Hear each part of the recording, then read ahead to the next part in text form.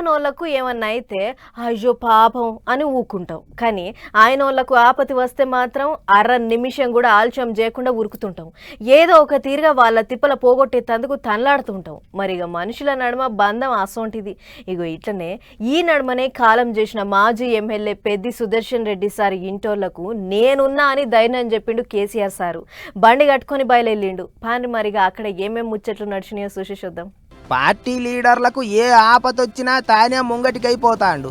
అన్ని తీర్ల ఆపతి సాపతి అరుచుకుంటాండు మాజీ CM KCR sir.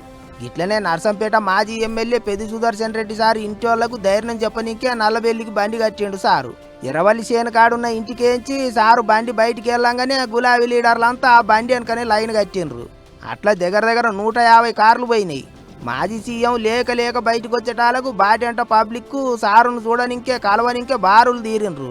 నడమ బండి ఆపి మాట ముచ్చట్లు కూడా చేసిళ్ళు. ఇక అట్లిట్లా సారు నల్లబెల్లికి పోయేటాలకు పొదిమీకింది. పెద్దిసారి ఇంటోళ్లకు పిల్లలకు అందరికి ధైర్యం చెప్పిండు కేసీఆర్ సారు. అంతేకాదు పిల్లలిద్దరి పేరు మీద చెరో ₹1 కోటి, తల్లి అమృతమ్మ పేరు మీద 25 లక్షలు బ్యాంకులు వేయాలని నిర్ణయం చేసిండు సారు. పార్టీ తరఫుకేంచి ఎటువంటి సాయం కావాలన్నా అన్ని తీర్ల అండగా ఉంటామని భరోసా ఇచ్చిండట బాబు. ఇక అప్పట్లో పెద్దిసారి దవాఖానలో ఉన్నప్పుడు కూడా ఏమన్నా చెయ్యిర్రి ఎట్లన్నా చెయ్యిర్రి మా పెద్దిని కాపాడుండ్రని డాక్టర్లకు చేతులెత్తి దండం పెట్టిండు కేసీఆర్ సారు. కాపాడుకోనికే మస్తు తిప్పల పడ్డరు. అయినా సూత కాలం కలిసి రాకపాయే.